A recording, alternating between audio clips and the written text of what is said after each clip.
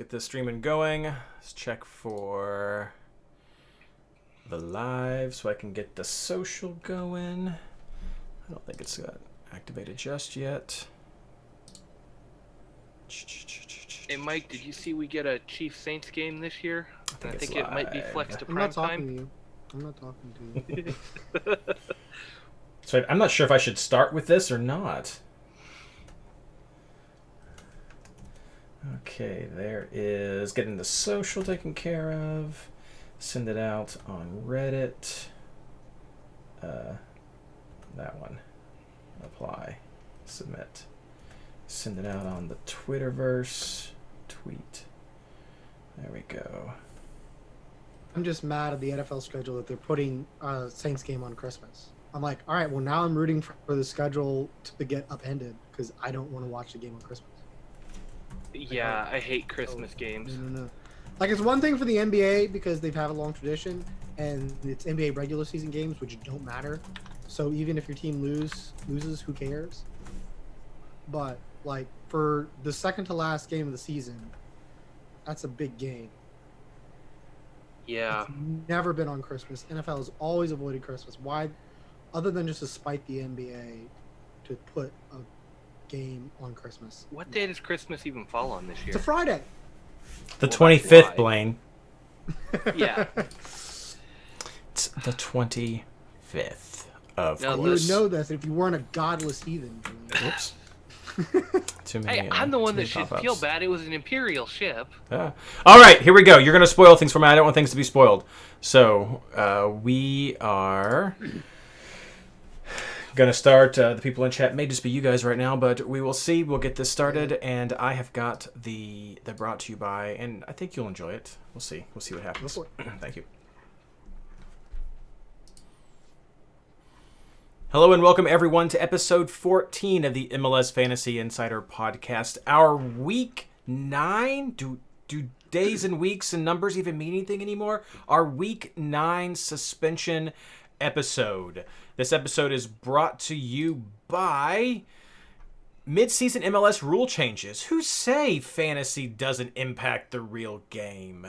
No, wait, actually, brought to you by MLSFantasyBoss.com and the amazing Patreon supporters of the MLS Fantasy Insider Podcast. You guys are awesome, and as soon as things start back, I'm going to start announcing who has won our monthly prize drawings, because I've still done that.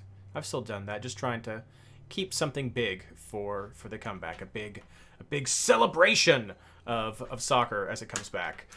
Tonight, I am joined by... Oh, I forgot. My name is Reed Connolly, and I am from MLSFantasyBoss.com, and I am joined tonight by my partners in fantasy, Michael Denton and Blayne Riffle. How are you all doing?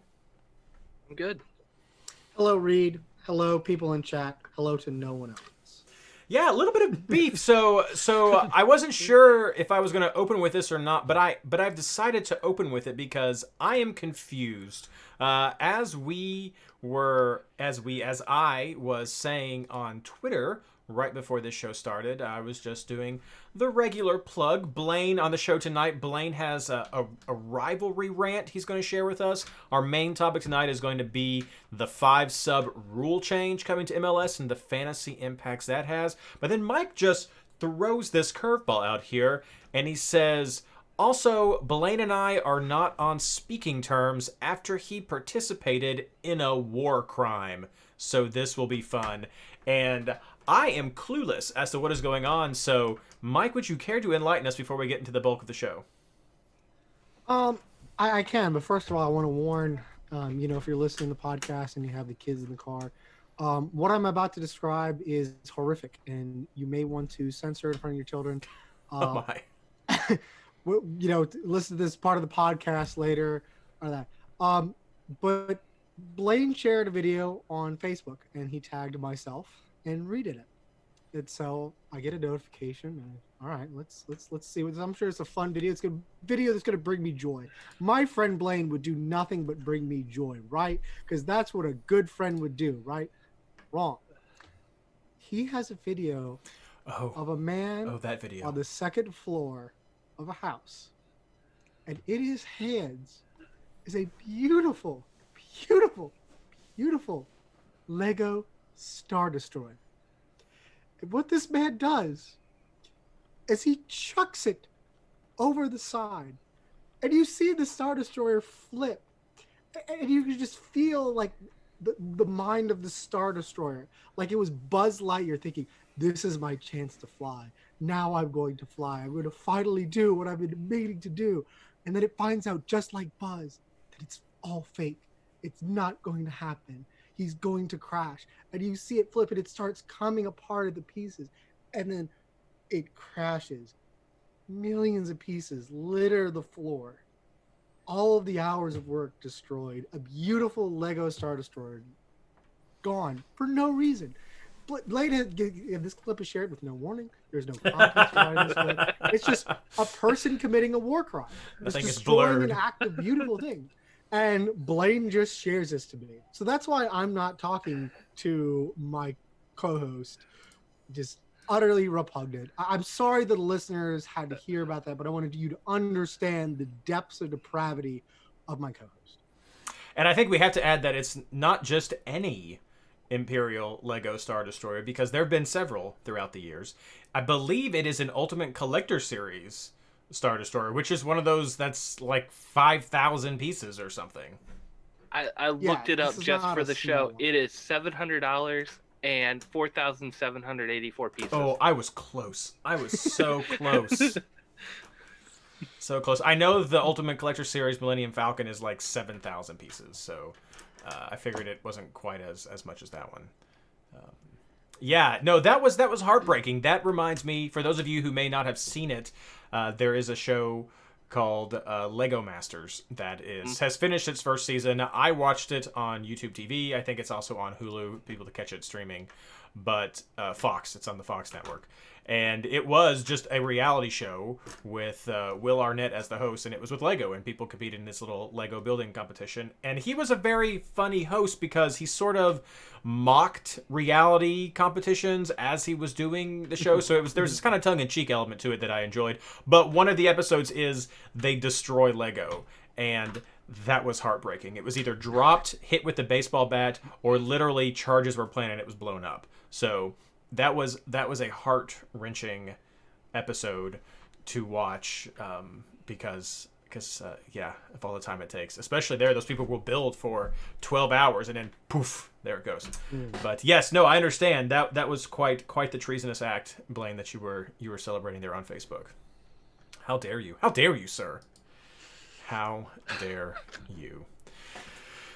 Blayne was in a mood today. He's gotten a fight with us over that. He's fighting with Ben Bear and Andrew Wiebe. He did. I mean, I don't know who hurt Blayne yesterday, but I just hope for peace.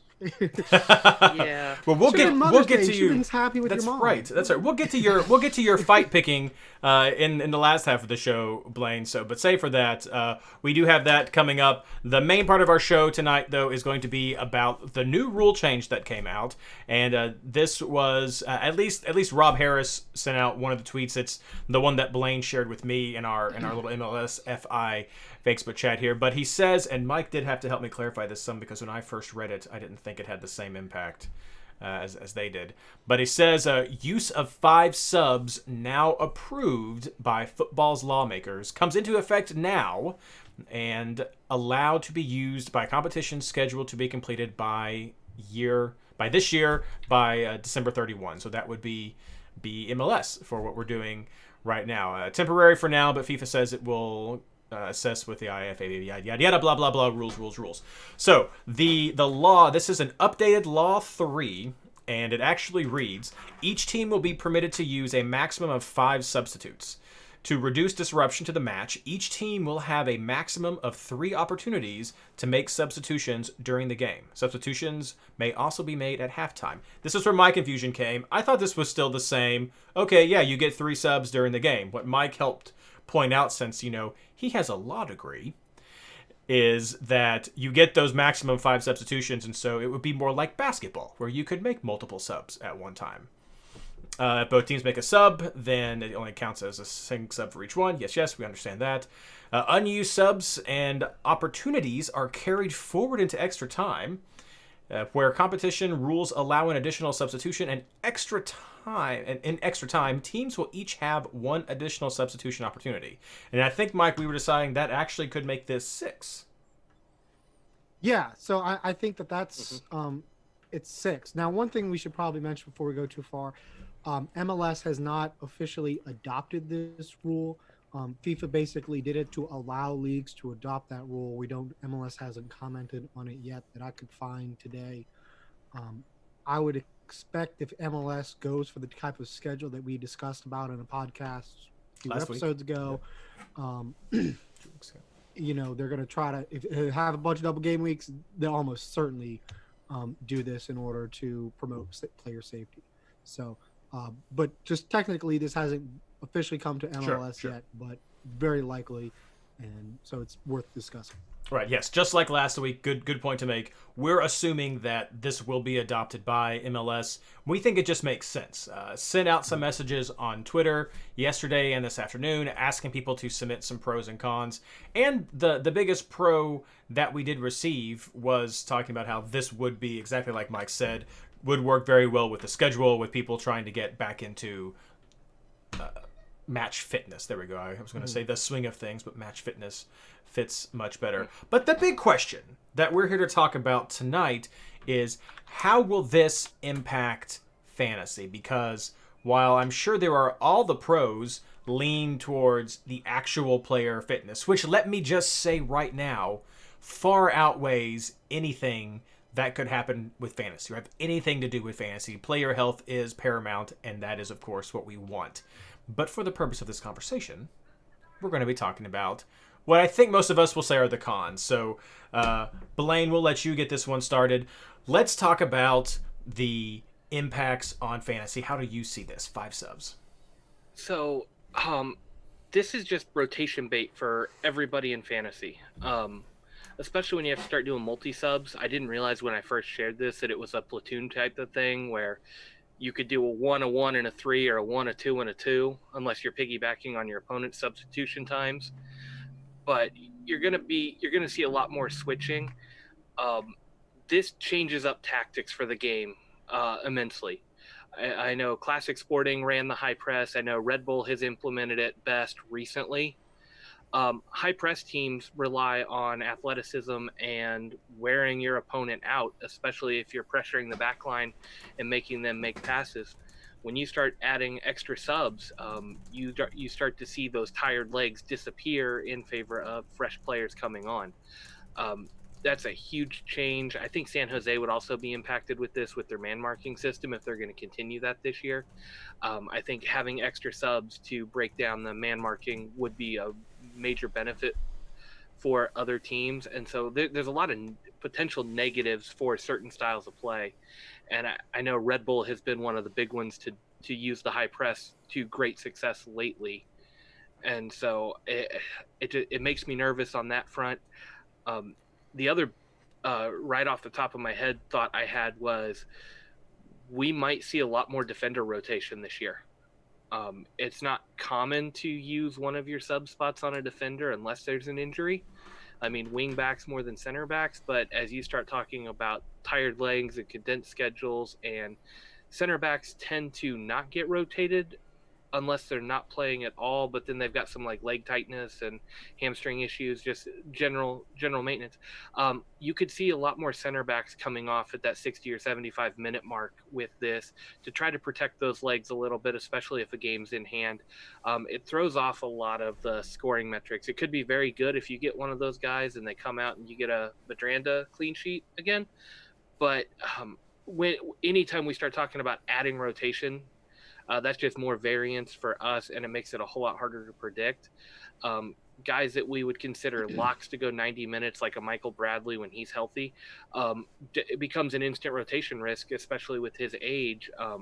I would expect him to see a little bit more rotation if they're pulling 5 guys off with the way Toronto's midfield is stacked. So I get nervous when I see this for the fantasy aspect of it, because we're going to see a lot of changes and rotation plus tactical changes that teams are going to have to adjust for, because you can't do the same thing when you expect them to only be able to make 3 subs. Now you have to worry about 5.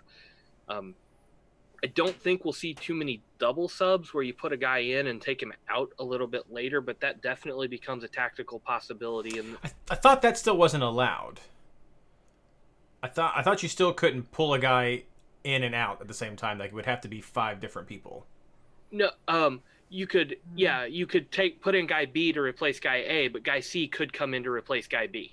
Okay, yes. Yeah, Sorry. you could, and with the striker situation in MLS, and if a team is either chasing a goal or dealing with or trying to catch up, or just they make a sub that's not effective, given that extra sub to burn, I could see coaches pulling a guy that he thought was going to go have an impact and is not doing very well. Like, that becomes a legit possibility as well this year. I don't think you'll see too much of it, but it really does make for some interesting dynamics in the games. Another one that I'll throw out right now is, I agree with everything you said, Blayne, that some of the rotation is going to be there.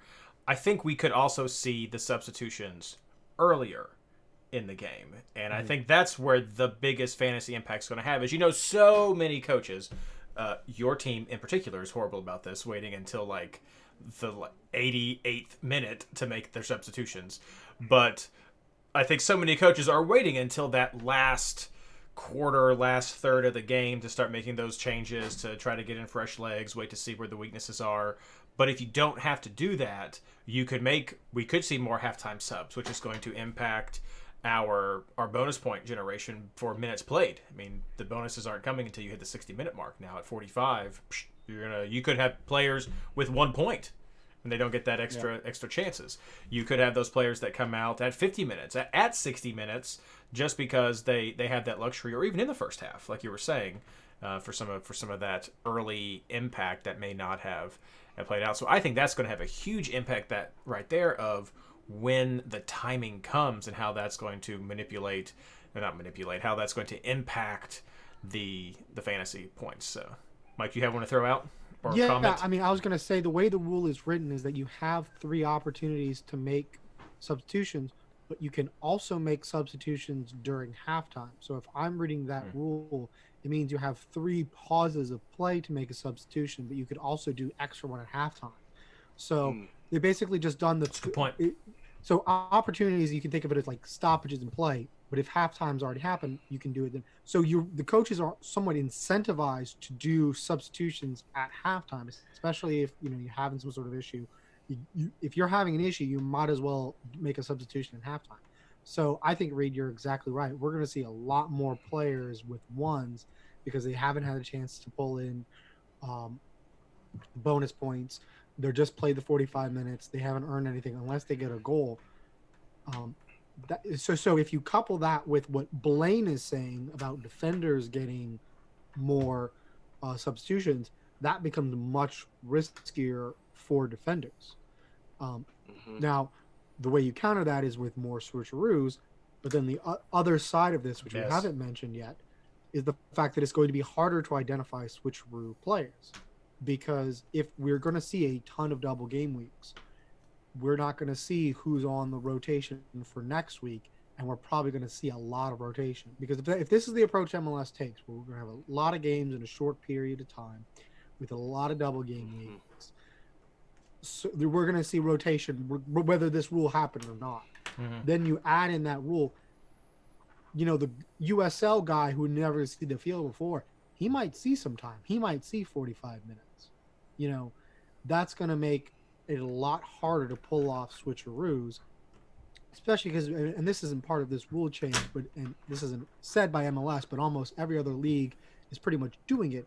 MLS teams are going to have expanded rosters as a result of this. If you're going to try to have so many games in a condensed period of time, and none of the lower leagues are operating because they're not financially viable, anyone who's worth anything, you're going to want them with your team. You're going to want them with the academy, and they may see more minutes. So I think the biggest impact of fantasy, apart from higher rotation, more ones, is the fact that you're going to have harder identification of scrubs. Now, thankfully, we already have a rule play change in place that's going to alleviate that, which is the double game week 1 score rule. So now, the only bad thing about that is that we may see players be rotated both sides. for example, Max Morales, he might play the first 45 in game one, get subbed out at 59 minutes, and then, he's a substitution in the next game. It's going to be really hard to kind of predict rotation with this, and this rule is going to make it even harder to do that. Yeah.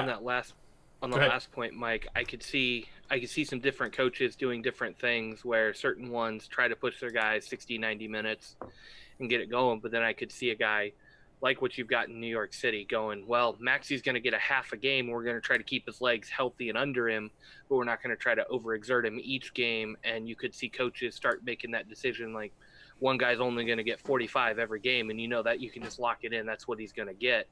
Whereas other coaches may say, no, we're going to try to give you 60 at least and go and push you for 90, and then you get the weekend off.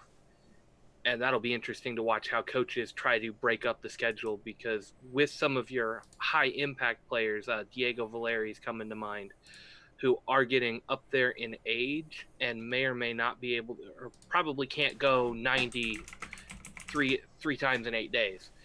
But if they could go 45 3 times in 8 days, that's probably better to have Valeri on the field 45 minutes a game rather than try to do a 90 a game off and a 90 depending on who the opponents are and stuff like that. So you could see a lot of weird rotation like that with some more scheduled subs, kind of like the way basketball does it, where your starting lineup plays so many minutes and then kind of when the subs are coming in and teams can game plan on that.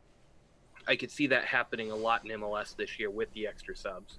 I could definitely see Diego Valeri becoming exclusively a super sub under this rule. I mean, I think he was kind of looking at a substitution role anyway, but there's definitely nothing to stop him now, because you have 2 more extra subs. Having Diego Valeri as a permanent sub isn't going to hurt. And I wouldn't be surprised if more teams kind of looked at that model, like, hey, we've got some older guys. We're going to have them pretty much as a permanent sub. They're going to come on, almost certainly unless the game is just out and away. So I could see those, and those players generally aren't great for fantasy unless you want to take a flyer on them as part of a switcheroo. Diego Valeri, fantasy Mount Rushmore snub or runner-up, however you choose to look at that. No, I think that's a great point you make, Mike, about, and both of you guys are touching on, about USL guys and more of those second or third tier substitutions getting more opportunities. I mean, let's look at Toronto as example. We threw them out there. The game starts, they're playing. What if the decision's made to pull out Altidore and then pull out Bradley and then pull out Omar Gonzalez to get 3 positions right there, one each of the spots, and then you're bringing in some younger guys. I could see how that would prompt another coach to maybe do the same and say, well, for the last 30 minutes of this game, I'm going to roll out my guys who I know will likely see some playtime in the future, so let's give them some experience here, which leads me to what I was going to say do you think we'll see any, maybe not intentional, but do you think we'll see any collusion among coaches for, listen, okay, I'm going to go play Valeri for 45 minutes. You can go out there and play Ladero for 45 minutes. Then we're going to sub them off. We're going to keep everybody in good shape. We don't want people getting too tired or injured. We know what's going on. Do you think we'll see any deals? Or maybe it's not going to be a deal. Maybe the coaches will just see what happens and be like, you know what? Okay. Maybe it'll be a gentlemanly agreement. Thoughts? I could totally see this going more of the U.S. Open Cup route, where certain games, and even among MLS teams when they start meeting, it is a lot more of your depth players getting out there to start. You're not always running out of full strength lineup. And even teams that have said they're taking it really seriously and they want to win it that year, they don't always go into those earliest games and play a full strength lineup right out of the gate. And I could see there being kind of an unwritten rule or a gentleman's agreement between the coaches as they're getting ready to start this season back up, saying, hey, we're not gonna go all out every game. We are gonna run some subs, and there may be a phone call before the game and say, hey, I'm benching 4 starters for this game. You should do the same type of thing, and a little bit more of that, just so they all know. It keeps the league competitive, and it avoids the guessing game. And I know that's one of the big issues I've seen with U.S. Open Cup is you get a team that says they're taking it really seriously, and then they still run out some second and third tier guys, and their fans start going, oh, well, they say they're taking it serious, but they're putting out a second string lineup, but they're also putting out a second string lineup against their opponent's second string lineup. So I could see the gentleman's agreement kind of being there between the coaches to get some young guys some experience. Let's keep it kind of on a level playing field. And once we get closer to MLS Cup and we're starting to really fight for playoff spots, then we're going to take the gloves off and go at it a little bit more. But just easing back into it, I could see a lot more friendly play on that front. Because that does make sense, and that's what would almost be worse is to say, no, I'm going to put the pedal to the metal, and then have someone like Valeri pulls up with a hamstring injury in the first game or two back because not as in match fitness as you might expect. I mean, I don't see a whole lot of collusion just because my assumption is that the schedule is going to be condensed and we're going to lose enough games where games are going to be too important to be throwing them. But I mean, if the league is able to travel and we do see travel instead of more of like a bubble or they're all in one similar locale format, then you're not going to have as many games to throw. If you are traveling still, I could see them being like, yeah, we're not going to have a lot of these players travel because of all the risks associated with travel. I don't want, Carlos Vela getting sick on a flight. So I could see more of that. And then, coaches taking the approach, well, look, I'll rest my guys. And if it gets close, maybe I can sub a bunch of them on late because I can really remake the team late and do whatever I want. And kind of go for it then, or just, hey, if it's bad, I'll just trot out some USL guys and we'll just be done. So Ron from chat makes a comment. Basically, he's a little annoyed about this change. He likes subs the way they are. If it's not broken, don't fix it. Maybe it could be for the better, but I'm initially skeptical. So I assume a lot of people probably have this attitude. I don't know if this is just one way of addressing the condensed schedule, or maybe, and see what you guys think of this, maybe we know that there's been talk of additional substitutions for concussions. We know there's been talk about at least time to pull players off to even look at them and assess concussions and still allow them to come back in, like a temporary sub or just on and off like that. Is this maybe just a situation where MLS could say, again, going back to what Mike, it's not been adopted, but MLS is in a good position to say, you know what, this year is kind of already screwy. Why not just test it? Is this the ideal? Is this the perfect time to test this? Mm-hmm. Yeah, this is really the time to be testing out new and outside the box. And the one thing I'll say on the pace of the game, at least the way the rule is written, we're not going to have 5 stoppages to play for substitution. You're only going to have 3, so it shouldn't be any different than what's allowed today. We'll see how that's enforced and how that looks in practicality, as we know it from video assistant referee. VAR, that sometimes what is said is different from how it actually is. But I mean, at least the way the rule is written, it shouldn't impact the pace of the game. But I mean, the head injuries, concussions, that's something that's been talked about for a while. So I think soccer should take advantage of this. And let's see it. Let's kind of see how it do with additional subs, see what the impact, see how coaches utilize it, and kind of get a little bit of data right now, since it just seems to make so much sense anyway for player safety. I mean, because going from the training that a lot of these teams are going to get is not going to be good. I mean, It's so difficult to get players into facilities even right now due to various states having various different rules. I mean, I'm not sure even, because I know I was reading for Major League Baseball, they think Toronto's not going to be able to play in Toronto regardless. They're going to have to come to Florida because of the rules in Canada. So it's tough for them to get into the facilities, do workouts just individual level, much less to work together as a team. Getting a whole team back to match fitness is going to be very difficult. So I think in order for player safety, in order for integrity of the game, I think it makes a lot more sense to at least try this now. But I mean, obviously we'll see. I mean, if it's bad, it's just going to affect the season. That's just going to be weird anyway. I mean, this is going to be one of those seasons like I have no idea what's going to happen. Who knows? Maybe New York City will have like great because of its great depths. It'll do super well. Maybe FC Cincinnati gets hot and makes the playoffs. You know, like weird things could happen this year. So might as well try and experiment for something you've been kind of thinking about anyway and get some data on it. And we'll go from there afterwards.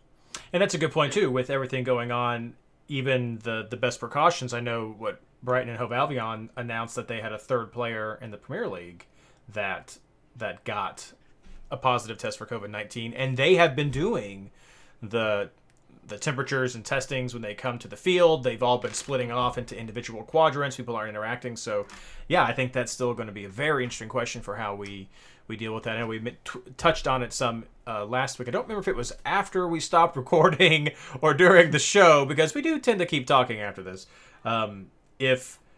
If that will impact how states are opening, who is and who isn't allowed, like you were saying with baseball in Canada, how that might have to condense the states and address play travel.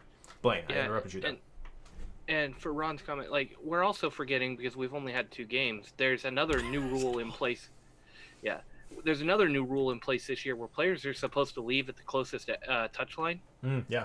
They're not supposed to go back. So it's not like even if you stack up all 3 of your subs at the end of the game, you're not pulling somebody from each of the far corners who's been slowly meandering towards the opposite side of the field, trying to stall as long as possible.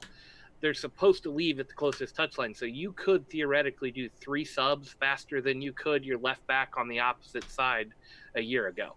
So it should be better with that. Pace-wise, I don't think that's a problem. Now, gameplay-wise, making 5 subs in a game could be huge for tactics and just on-field pace, and yeah, the whole dynamic of the game can change, and that will be interesting to see. And a lot of times when you start doing lots of subs, like we've seen in friendlies, international friendlies, that can completely change the dynamic of the game, and you can either really slow down or really pick up quickly, and it's wild to watch. And so if you've got both teams making 60-minute subs and planning to put 3 new guys in right then, I mean, you put 6 new guys on the field all at once, yeah, the whole paradigm of the game's going to change in a heartbeat. All I want to see is one team just have all attackers on its bench, and then when it has to go for it, I'm subbing the 4 defenders and the goalkeeper, and we're going for it. That's just what I want to see. Like, if we're gonna have like a weird season, we want like something crazy like that, but we're telling our kids like, I actually saw this in a real match.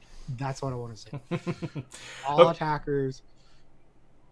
Oh, well, I'm sorry. No, I was gonna say. So this is just reminded me of like maybe a FIFA game that you're gonna make substitutions like you're playing a video game. But okay, so we've talked about the impacts, which I think we're all in agreement. The biggest con to this for fantasy is that it is going to put the 90-minute player or 120-minute player, 180-minute player, whatever we're looking at for those double game week times, in jeopardy of switching and how that would impact the points. So, that in mind, what are your suggestions for how fantasy players can deal with this uncertainty? Blayne. First and foremost, make sure your scrub is not in a lineup at lineup lock. And be willing to pay that extra $500,000 if you have to get a scrub that is not playing for sure. You do not want to have a Valeri or somebody who may or may not be going well get 8-10 points on your bench and have your scrub play for 1. And the safest way to get around that is to just make sure you don't have your scrub in a lineup anywhere. And I'm known for paying over for that, so I would do that. And then the other big thing is watch your coaches, watch your sub patterns, and I would look at every post-game stat sheet and see who subbed and when, and start trying to figure out what the pattern is that each coach is going to take, whether they're going to sub regularly at halftime, whether they're going to try to make certain guys Ironmen and run them all the way through, and just start building that database of patterns in your head, and then use that knowledge going forward. And if you know he's going to replace a center back every week or every game and platoon 3 guys, just know what that rotation is. And on a double game week, see if you can hit the guy he's not supposed to rotate and get both games in the system. Mike, do you have anything to add? So I think even saying that a guy is not going to be in a lineup is going to be difficult because he may if we have a ton of double game week teams, um, he could very well be in the second part. So you're really going to have only two choices. One is you're going to have to get a single game week team if they play on Wednesday and don't play on the weekend, and you see he's not in that lineup, then you can use him as a scrub. But I sort of suspect that what's actually going to happen is you may have to pay for guys who are normal starters or fringe actual starters and are injured, and they're not going to make the field back in a week or two. So you may have to pay a little bit more for your scrubs. It may be harder to find 4.0 scrubs because it's not like these guys. Well, maybe they could make the team, and now they're shipped to the USL. As far as I understand, USL is not having a season, so there's going to be nobody like that. So it's going to be. I think you're going to have to pay more for your scrubs in order to have that peace of mind. Otherwise, you're going to be taking a risk. That may mean that you stick to scrubs less on time zone and more on teams that like, hey, I know for New York City, this kid is nowhere near taking the field.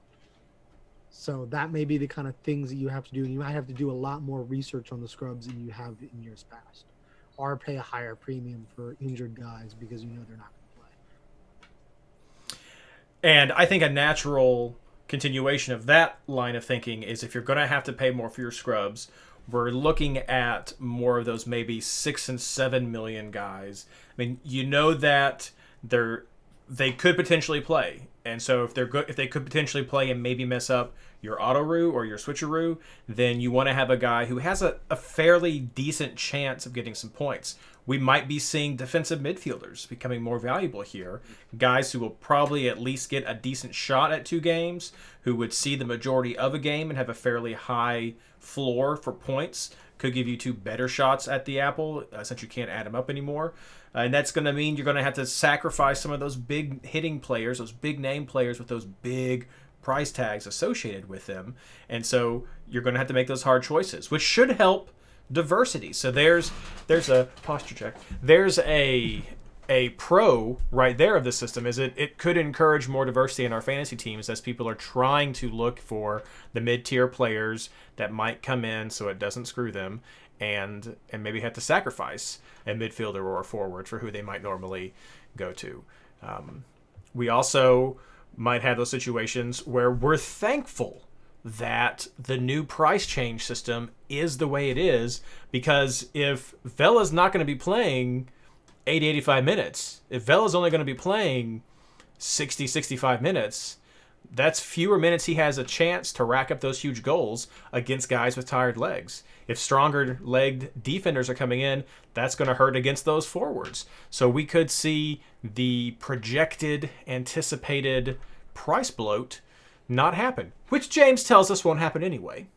But for those naysayers and fear seekers out there, you may not. That could be another positive impact that this has on our fantasy system. Well, and actually, it may really impact because you're going to have a lot of if people are racking up ones more frequently from what we've seen in the past. That absolutely destroys price. So we may have a situation where what was expected to happen was, you have a lot of extra money in the first few weeks, but as the prices stabilize, that budget gap is going to disappear and you're going to have to make tougher choices. That budget gap may stay the same because if Carlos Vela is pulling up ones, that almost neutralizes anything good that he does. So you may not see the price rises that you were anticipating at the beginning of the year, and so you're going to have just more money on hand. Yeah, definitely, and that might make the speculation game a whole lot worse this year too, in a good way for roster diversity. But with the Diego Valeri, he may be a super sub all the time, so he may bottom out and hit that 7-8 million price range if he's putting up regular points or half his usual weekly points or whatever, where he's used to getting a 7 or an 8. Now he's getting a 5 or a 6 about every other game because he's only playing half the time. You could see some of your classic heavy hitters really bottom out because they're not playing consistently. which means you can fit them in your lineup, but you also have to worry about, are they going to score points? And that's going to be fun to watch, and that could leave a lot of room for players to pick the right game week and really move ahead. And this will definitely impact the selection of players and selection of games you focus on, because like you were saying, Mike, if you do find that team that has the injured player, that's probably going to be a player everybody has. If he's a marquee player, that's probably going to be a team everybody's betting against. So there could be some more standardization as well. I don't think it'll go that way. I still think people are going to be rotating enough. I think teams are going to be rotating enough that there will be opportunities across the spectrum of games for us to take advantage of, and the way double game weeks stack up, I think, will also have a huge impact. We don't know what that schedule might look like just yet, so we don't have any new updates, but as soon as we do, we'll try to get a modified schedule chart out there for everyone to take a look at, to start making some planning. And long-term planning, I know this has been a big thing we've talked about with the EPL system. That could be more important going forward. I mean, currently, I love that it's been more of a week in, week out. How do these tactics stack up against this? But I think we will have to start thinking more of, okay, this team, New York, has 3 double game weeks in a row, followed by 2 regular weeks and 2 more double game weeks. That's a lot of games compared to some other team, maybe New England or maybe Orlando or maybe Nashville is cheaper. It has fewer double game weeks, so some more rest. Maybe those players won't get rotated as much. I think looking down the road to try to help think of how your teams may play and who might be at the greatest substitution risk is going to be much more important now than it has been in the past, at least for MLS. Yep.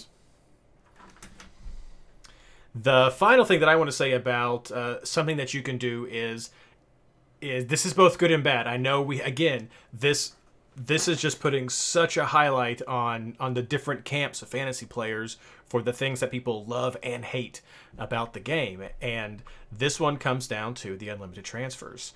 This system, I think, is going to make it very important for managers, for players, fantasy players, to keep an eye on lineups. Like Blayne and Mike have already alluded to, keep an eye on those lineups that when they drop, if they're not in the 18, you're going to want to scramble and find some of those guys as they're coming out. If it's the single week game, like Mike tells you, you're not going to have a guy who comes in. And I know that we have a very vocal group of fans who want that micromanagement of their team, who want to see the lineups, who want to make the switches and want to make those trades to min-max their team to the strongest. But we have an equally vocal group of fans who hate that. They want to just set their lineup and that's it, and why should I have to do that to my team to be able to get a good score?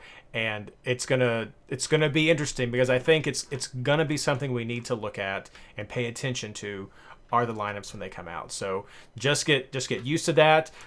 Know your team. It doesn't have to be the entire league. Know your team. Set some reminders. Check out some games just to see. Use the app. It's going to be really important right there.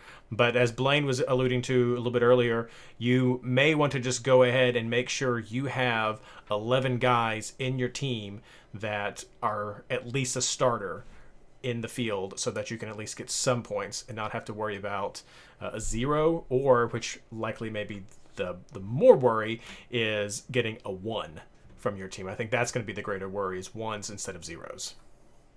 Mm-hmm. Do you guys have any other tips? I think Blayne does, but he got muted as an act of justice from God for his unforgivable act. Closing thoughts before we get to Blaynes Rant section. Oh, am I muted still? You Nope. were. I was. Weird. I wasn't supposed to be. Now's a great time to plug the MLS Fantasy Boss Discord. Yeah. Get in there if you're not, like, especially if you're really worried. There is a section of that is called the lineup feed. It is my go-to when I'm traveling, when I'm out and about, when I'm doing family things. I know those games. I will sometimes even set alarms on my phone to vibrate and tell me when to go look at lineups. But I use the lineup feed on the Discord server more than any other resource when I'm trying to make last-minute changes, because I believe it's set to auto pull the lineups from Twitter and post them. Sometimes it misses, and people will have to put them in, so they're not always right on time. But you can, about 45 minutes prior to kickoff, 30 minutes prior to kickoff, they should all be there. 30 minutes is usually a pretty safe bet to set your alarm. You need about 5-10 minutes to do all your changes, but 30 minutes before kickoff, you can almost guarantee it's going to be there unless there's been some weather delay or something. Use that tool. If you're not in Discord, hit us up. We can get you an invite into the Discord server. But that is a life-saving tool when you're doing this, and it's been my go-to resource now since it's been active for finding lineups, and it's faster and easier than browsing Twitter and trying to hit the teams and everything. It brings in all of them automated and shows them to you. Yeah, for sure. No, it's a great tool that Older Goaler and crew have put together. It does exactly like Blayne says it. It looks for some keywords and posts out there. Sometimes it messes up depending on how a team formats their lineup. I hate the little GIF lineups, but it does miss some things every now and then. Why is it so hard for teams to get lineup cards right? Have we talked about this? I don't think we have. Like, just put a formation and put the names. If you want to put a picture, that's great.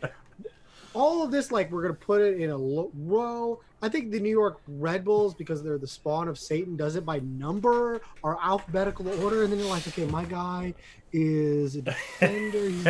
He's number what on the team? Just make it simple.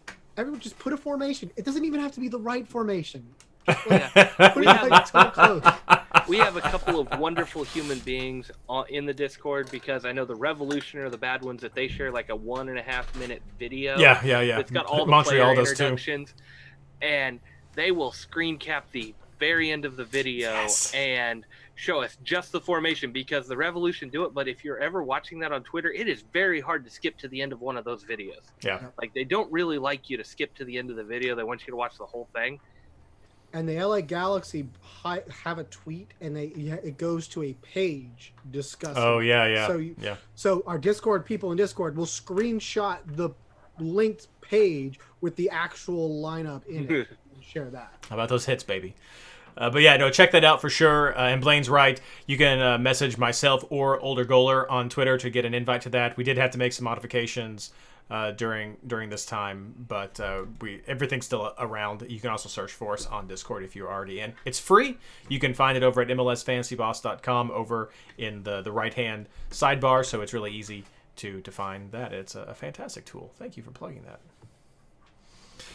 Okay, that's it. But yeah, definitely, guys, that's something to keep in mind. We all do think that we will see this 5 substitution rule. If we don't see this rule, I think a lot of what we said could still apply, because I think we're just going to be seeing more rotations in general. It may not be during the game, but if we're seeing more double game weeks, you may see more guys who are going 60-30s or 60-15s, things like that. So I think we're going to be dealing with a version of this scenario regardless of what the actual adaptations and decisions on the substitution rule end up being. So stay tuned for all that. And we, of course, will try to put out any of the materials and resources that you need to deal with that. If there's one you want, hit us up and we will try to get that made for you to send out there.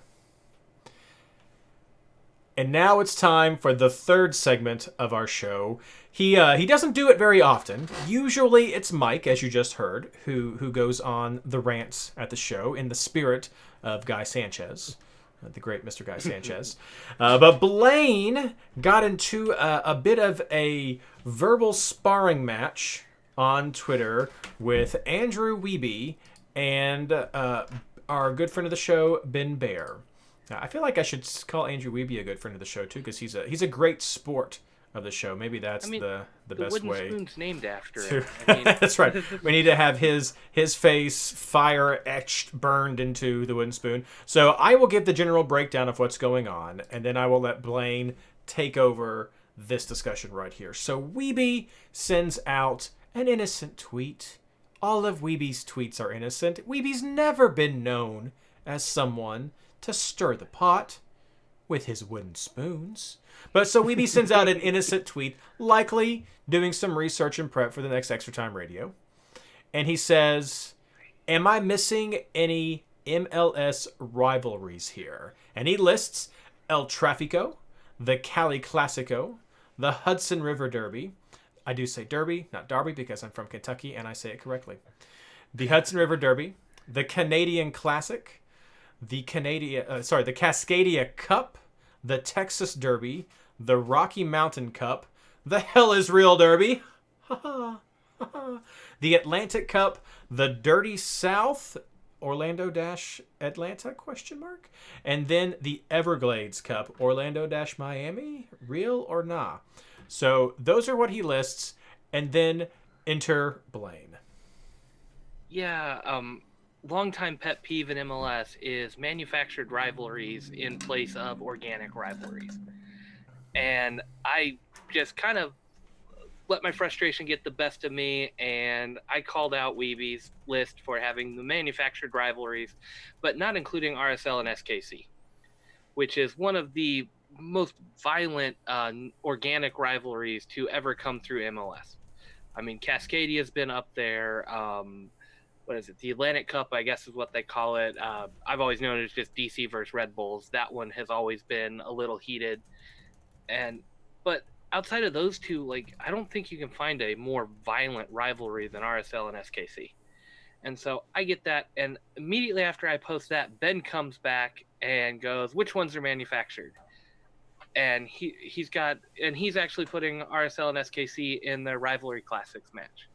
Well, for the last 3 or 4 years, I haven't seen an RSL SKC match make their Heineken Rivalry Week lineup, because RSL is also part of the Rocky Mountain Cup against Colorado, and I can't think of a single person outside of those two fan bases that goes, ooh, the Rocky Mountain Cup is going to be on. I want to tune in and watch that one.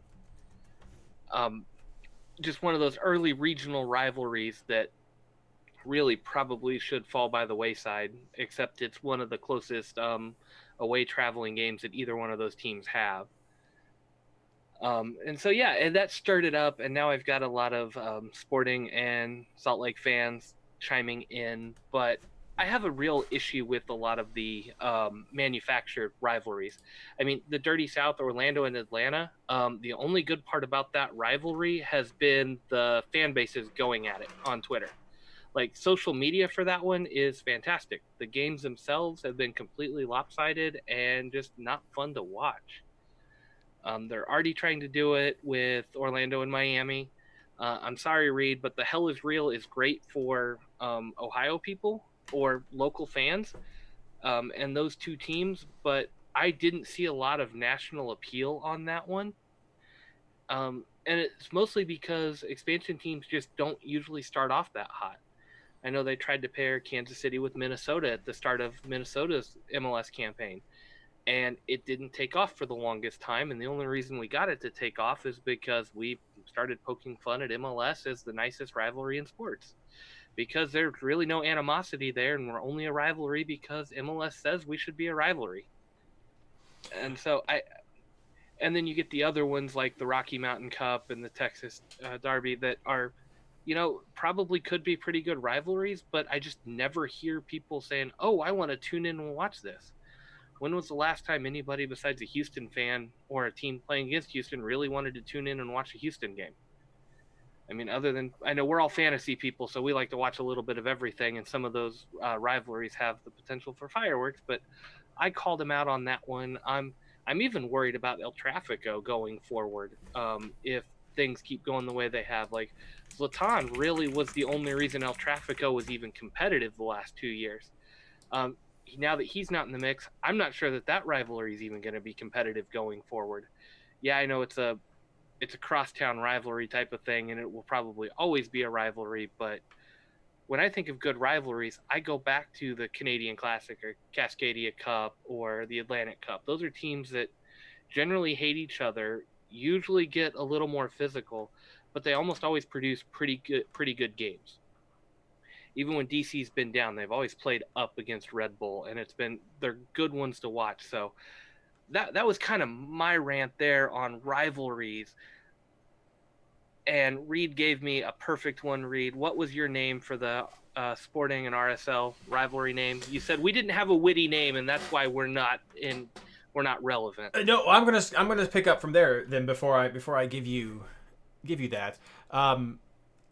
If you don't have a clever name, then I don't even see how you could begin to suggest that you have a rivalry worth anything, if you're saying, and I think your example of Sporting Kansas City versus RSL just epitomizes the definition you threw out there. If this, tell me this is correct, is that it seems it's not going beyond just the two team circles. You said that cannot be a rivalry if it's not going beyond the two team circles. And I think what you are describing with Sporting Kansas City and RSL is the definition of that, because I didn't even know that you guys had bad blood from way back then. I think a lot of people who are watching now don't even know that you guys had bad blood back then.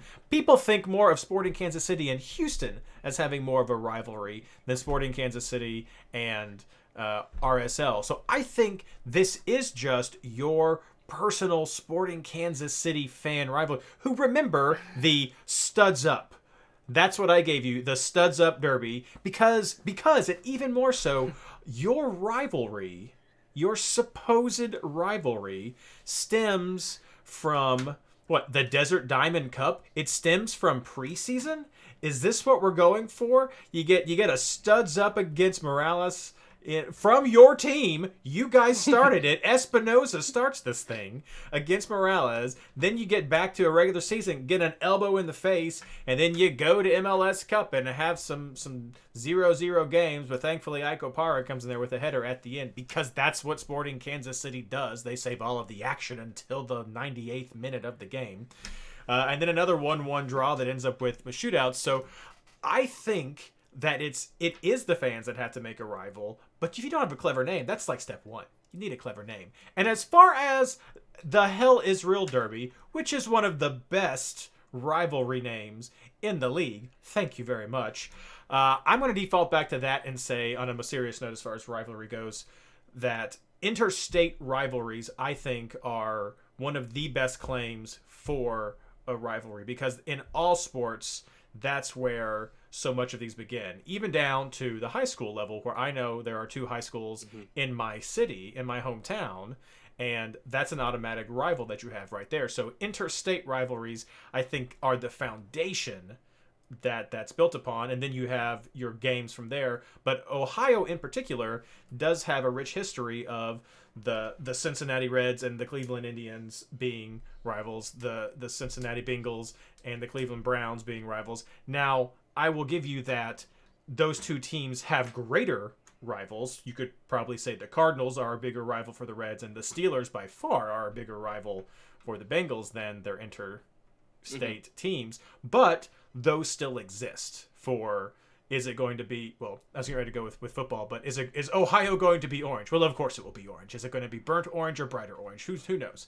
We'll see. And Ohio's got the whole skyline and chili thing up there as well. But I think those interstate rivalries are a foundation that you can't get rid of. And of course the league is going to plug something like that because it's a natural rivalry.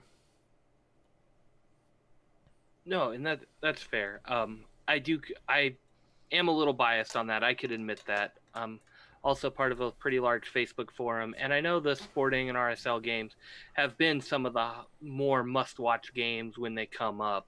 In that, at least in that group, we've got a pretty good contingent of RSL fans, and I'm being a big Sporting fan, and we've got a few others in there that talk it up pretty big. So it is somewhat who's talking most too. That's why Atlanta still gets a lot of presence in that group, is because they've got a ton of fans around that are a little more vocal. Some of it does come down to that, and some of it comes down to I like to look at who's tuning into those games. Some of it is regional. I'm part of one of the oldest and most violent regional rivalries in all of sports, with the border war, Missouri and Kansas. And that one has roots back to the Civil War, where some Union soldiers out of Kansas came and raided an arms facility in Missouri, and Missouri Confederate soldiers went back and burned Lawrence, Kansas.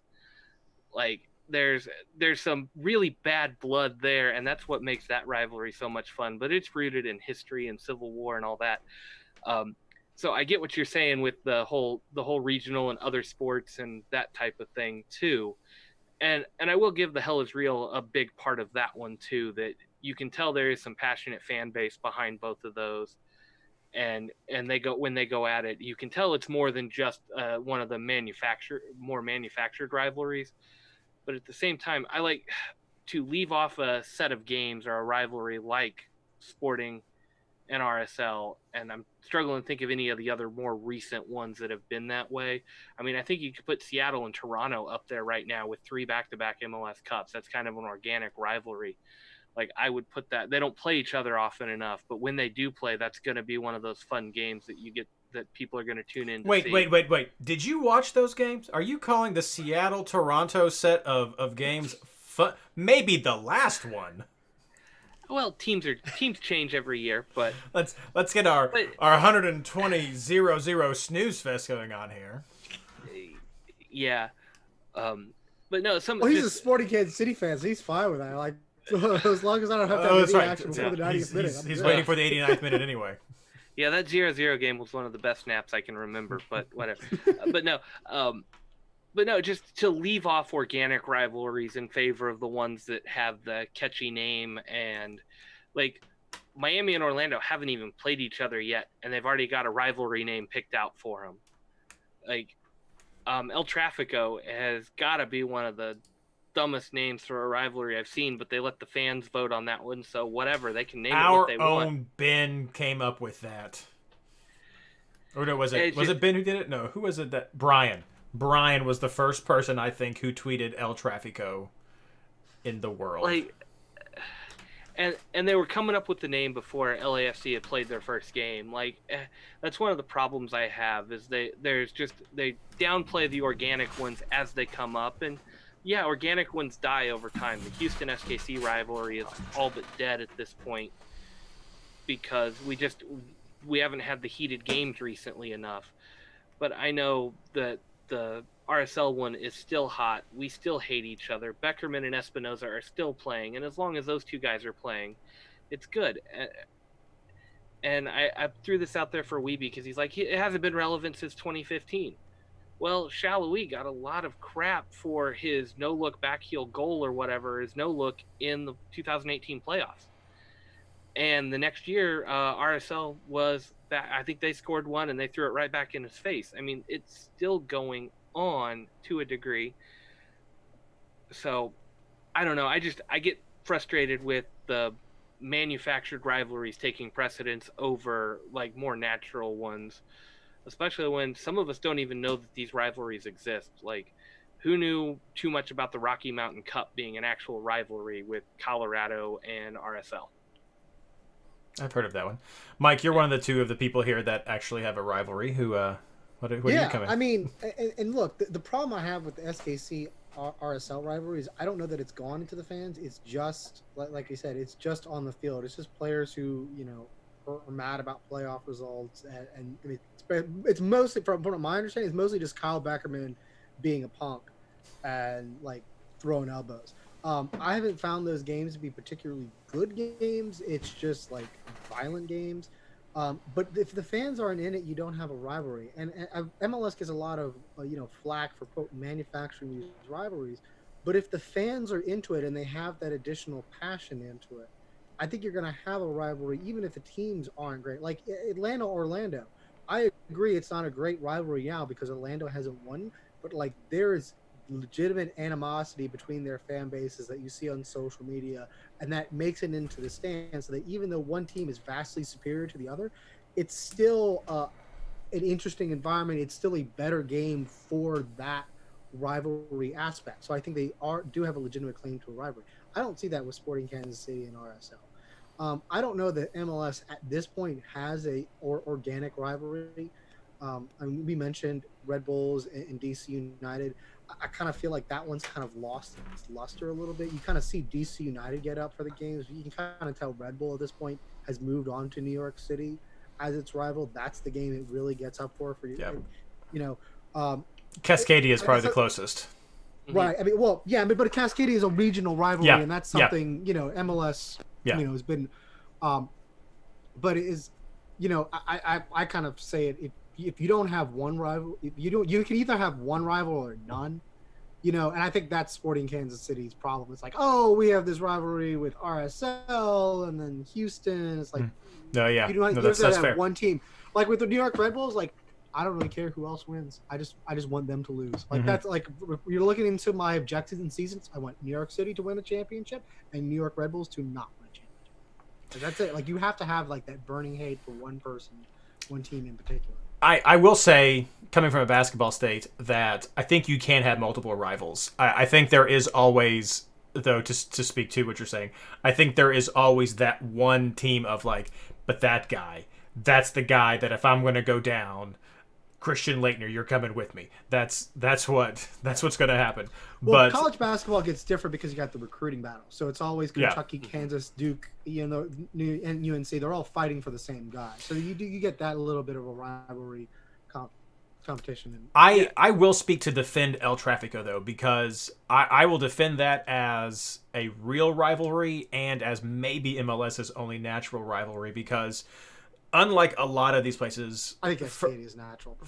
Well, but you're saying Cascadia is a lot of a regional. That is a very regional thing that's ingrained there. With when LAFC came in, it was a team with similar spending power to LA Galaxy, which was not very common, coming into the same market, and people switched allegiances. People changed their fan support when that team came in, and I think that did create a legitimate rivalry between those two teams, competing fan bases that they were going for monetarily and just everything there. I think that is a legitimate rivalry. The players buy into it, the fans buy into it. Having Zlatan didn't hurt that to get it really going with all that trash talk, but I think El Tráfico is probably the only organic and legitimate rivalry that's there. Other ones, I think they exist. I think players and fans have bought into them, but I think El Tráfico is real. No, wouldn't the Hudson River Derby count by that same standard? I mean, I was going to say that NYCFC came into New York Red Bulls market, and I mean, I can tell you, Jesse Marsh took it as a personal insult. I mean, there was a buy-in. Yeah. We'll put that one there too. And I will say, I am glad that is where it's gone, and that we've dropped this whole Orlando New York City rivalry thing that they. They came in at the same time. That is a manufactured rivalry. Yes, that's Yeah, like dual expansion clubs get a rivalry grandfathered in for that first year because they're both trying not to be the worst team in the league. And that makes a pretty good rivalry, especially if they're in the same conference and they play each other. Because, if you can win those two games against your expansion partner, you're probably going to finish higher than them in the table. And so I will give the first year kind of grandfathered in for those, because it is fun to watch teams fight not to be last. So yeah, we'll go with that. Hudson River and El Tráfico. Conversations between NYCFC fans and Orlando that first year, but after that, it's like, Orlando. Yeah, and on multiple rivals, I think you can have multiple rivals. And I know Sporting, I would say we actually switched from Houston to RSL in the early 2010s, because there was a recency bias with the Houston games. We got knocked out by them multiple times in the playoffs. Finally got by them and won MLS Cup, and those were heated games because we were really the two best teams in the Eastern Conference at the time, with Red Bull and DC kind of floating in and out there. But Sporting never could get by them, and Houston took pleasure in knocking us out of the playoffs every time, because I think they went back-to-back MLS Cups right before we got there, or shortly before we came onto the scene. And so there was kind of this young upstart team knocking off the big guys, and it was a pride factor. I mean, it was really good, but when we switched, when MLS won Sporting, or when SKC won MLS Cup that year, the Houston rivalry was just never the same after that. And we had all this attention on RSL because there were red cards in preseason games, and we had a controversial MLS Cup where one of our guys could have been sent off, and final PK kick that went off the bar, the ball moved right before he kicked it, which technically by the law states it should be a re-kick. Like, I mean, it was that, and then there was a 3rd minute shoulder check this following year from an RSL player, and just Roger doing his thing and just laying into people. Like, it built so much. So I think you can have one of those kind of more recent playoff rivalries form based on who you've played a lot. And like Atlanta and TFC would be a good one to say could have really built into a pretty solid Eastern Conference rivalry, because they play each other a couple times in regular season, and if they're meeting in the playoffs and those games get heated, like that's how you build with good teams a good organic rivalry that means almost as much or more at times than your regional rivalries that you have. So I think you can have two, but just MLS just doesn't want to talk up those ones that grow organically as much, that may be a little bit fleeting. And yeah, I've admitted that on Twitter today that with Fellhaber retiring, that one with RSL may be dying down at this point. It's not the same thing, and the players aren't as bought into it anymore. But I know the fans still hate each other. I mean, I still get into it with RSL fans all the time. And the RSL fans on Twitter, in response to Weeby, were very quick to point out that they still make and wear their FUKC shirts to the stadium anytime KC comes to town because they still hate us out there. But that's just those two groups, and it's not beyond your two groups. Going by your definition right there. I will say that I think recency bias does have a lot of impact. I know with Cincinnati, some of the older fans feel more of a rivalry with Red Bulls than they do necessarily some other teams because of US Open Cup and what's happened with that in the past. So the time at which you come into your fandom, I think, has a huge impact on that. And I just don't believe that the RSL Sporting Kansas City has a rivalry that is long-lasting like some of these other rivalries we have. It is very player-specific, very fan-specific, and it doesn't step up to that next level. And perhaps a lot of that is because MLS gives support to some rivalries, and rivalries change as we go throughout time. And there are really few that really do become universal and organic and exist. Hudson River Derby, El Tráfico, Cascadia, definitely probably the three biggest ones right there that we have. But I don't know. Yours, I don't know. And I would just say, I wish MLS would stop forcing the RSL Colorado rivalry. And this is a couple years past now at this point. But when rivalry week comes up and they're scheduling all their games, they always give that rivalry precedence for TV time. Mm-hmm. So they're always trying to pair up RSL and Colorado for rivalry week. Well, when you're actively dissuading fans from watching or buying into an organic rivalry that's really building, of course fans aren't going to tune in and check it. I know rivalry week is one of the hot weeks to watch as many games as you can because you get a lot of good matchups and they're supposed to be there. But when you're actively ignoring certain ones, and it goes back to what Mike was saying with DC and New York City for Red Bulls. If they stop scheduling Red Bulls in DC for rivalry week and only make it the Hudson River Derby, what are fans going to know as the rivalry? They're only going to see one side of it. They're never going to see that other one. So if you're not scheduling them, even when they're organic or not, when they're manufactured, whatever you schedule is going to take precedence in the fans' minds.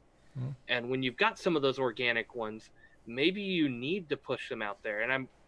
And you guys shot holes in it, but if you've got two teams that have met in the MLS Cup Finals 3 years in a row, maybe that needs to be getting on the slate for rivalry week too, because now that's not just a recency thing, but you're playing for big games all the time. Those are ones that people take pride in. I know beating the defending champs is always a big deal. Well, the rematch of a final is always a big deal too, and maybe MLS needs to look at embracing some of those, because that's where you can get a lot of must-watch TV.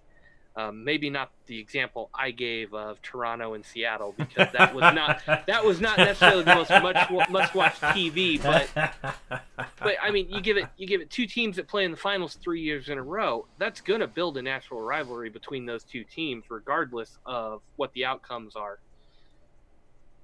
And so I get a little bit heated when I see just the organic ones ignored for their more manufactured ones, like the Everglades Cup, which we don't even know who's going to be the better team. I mean, I hope it's a competitive rivalry for them to start off with this year, but with the way things are tracking. Didn't you just say you always like to see teams battle, not to be last? I think it's going to be a great one. Well, I was thinking Miami's going to be good enough that they're just going to steamroll over Orlando, and it's going to be boring to watch again.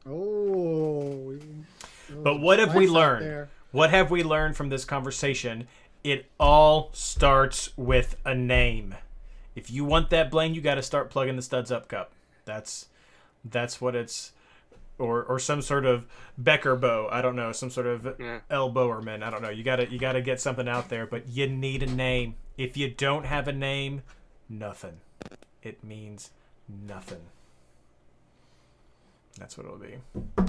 All right. Well, thank you, everyone, for listening tonight. I hope you enjoyed our conversations. Getting back into some of the actual fantasy content here. Very excited for that. With hope, games will be coming back soon, and we'll be able to get to our ultimate fantasy team of all time. So very fun. Very looking forward to doing that.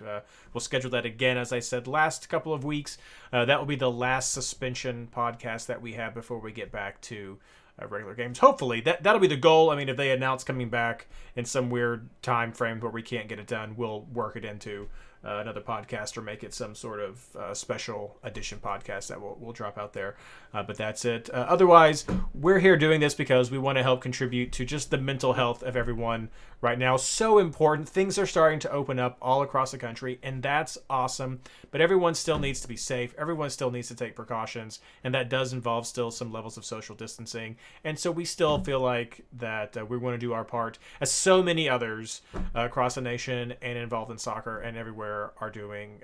And I know we have a relatively small audience, especially at right now with the different content. But for those of you who are listening, thank you so much, and I do hope that is helping with you guys. Mike, Blayne, final thoughts. Yeah, really quick. I love it that things are opening back up. We're starting to see sports come back. But I saw a good one on Facebook this week. Everything opening back up doesn't mean that the pandemic is over, and I got to stress that with everybody. It means they have room in ICU for you. And it was a great way to put it. It means the hospitals have the capacity to handle the more extreme cases that may come in. But you don't want to be one of those extreme cases that has to go in. So please keep taking precautions. Please keep an eye out on your friends and family and neighbors. Just things are getting better, but we could backslide real easy if we don't continue to take proper precautions. And I think every state that's looking at opening up is putting some pretty strict guidelines on it still. It's not just a free-for-all. You can go out and do whatever you want to again. So please keep that in mind going forward, because I think we all want MLS to come back sooner rather than later. And we can all do our little part here and just accept it and try to keep going, because I want to keep all of our listeners out there happy and healthy too, and I don't want to lose anybody to this virus, and I just don't want to see anybody taking too many unnecessary chances. Mike. I mean, it's hard to follow that up, but I'm just going to say that, Blayne, you need to repent and do penance for what you've done. So I have nothing else to say to you.